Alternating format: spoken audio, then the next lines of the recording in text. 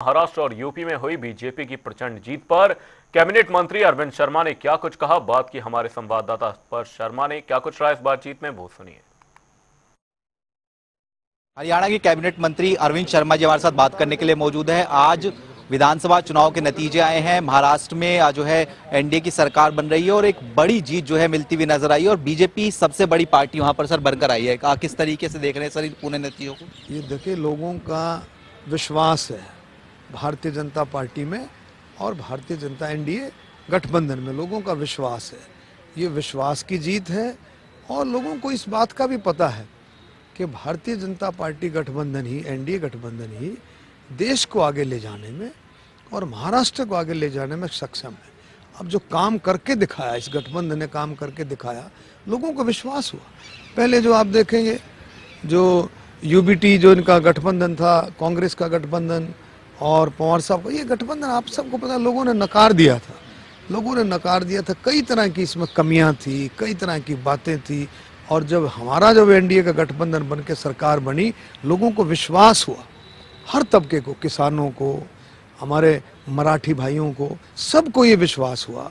BC भाइयों, backward भाइयों को, ओबीसी भाइयों को, दलित भाइयों को, सभी को, बुजुर्गों को, महिलाओं को, नौजवानों को, खिलाड़ियों को, हर एक को ये विश्वास हुआ कि ये गठबंधन बहुत अच्छे से काम करेगा, हर एक तबके के लिए काम करेगा मोदी जी के नेतृत्व में। इस विश्वास के साथ आज आप देखेंगे कि लगभग 131 सीटों पर, जब भी मैंने देखा था तो लास्ट में 131 सीटों पर भारतीय जनता पार्टी, उसके साथ शिवसेना जो हमारी शिंदे साहब वाली, और उसके साथ अजीत पवार, जो तीनों मिलकर के लगभग 225 सीटों पर आ गए। 288 में से 225 सीटें एक मायने रखता है। एक बहुत बड़ा विश्वास लोगों ने किया है और मैं पूरी उम्मीद करता हूं कि इस विश्वास को मोदी जी, अमित शाह जी के नेतृत्व में, इस विश्वास को हम सब लोग मिलकर के और ज्यादा बना करके रखेंगे और ज्यादा बढ़ाएंगे। सर, हरियाणा के बाद में जिस तरीके के नतीजे महाराष्ट्र में भी आए हैं, एक बार फिर से ईवीएम को लेकर सवाली निशान जो है पार्टियां उठाती हुई जो है नजर आ रही है, क्या कहेंगे? एक चीज और, मैं अपने मुख्यमंत्री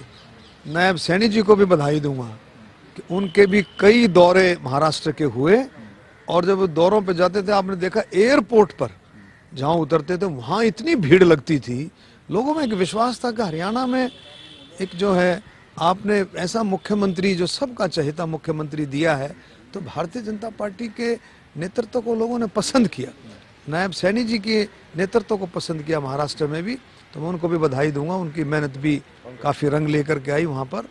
और हाँ, ईवीएम की जो आप बात कर रहे हैं, ये आप देखेंगे कांग्रेस पार्टी हमेशा कुछ न कुछ सिस्टम में, जब इनके चुनाव होते हैं, कर्नाटका में चुनाव हुए, ईवीएम ठीक, अब झारखंड में ईवीएम ठीक मिलेगी, अब तो ईवीएम किसी, लेकिन जहां भी ये गड़बड़ खाते हैं वहीं ईवीएम पर दोष लगाते हैं। पार्लियामेंट के चुनाव हुए, 5 सीटें हरियाणा में आई तो ईवीएम बिल्कुल ठीक थी। अब जो है भारतीय जनता पार्टी की तीसरी बार सरकार बनी मोदी जी के नेतृत्व में, नायब सैनी जी के नेतृत्व में, ईवीएम पे उंगलियां उठाई। तो इनको अपने उसमें झांकना चाहिए अपने, और इस चीज़ को भी विशेष ध्यान रखना चाहिए कि ईवीएम पर नहीं, ये जनता है।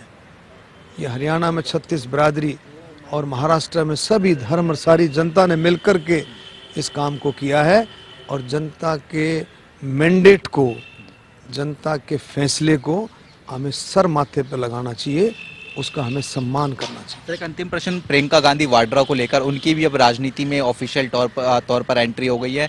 वायनाड से वो जीती है लोकसभा, किस तरीके से आज जो है उनकी इस एंट्री को आप देख रहे हैं? देखिए, उनकी अपनी राजनीति, दूसरी चीज़ कि वो तो राजनीति में तो हैं ही शुरू से। इससे पहले उनके हस्बैंड थे रॉबर्ट, जो पूरी दखलंदाजी रखते थे।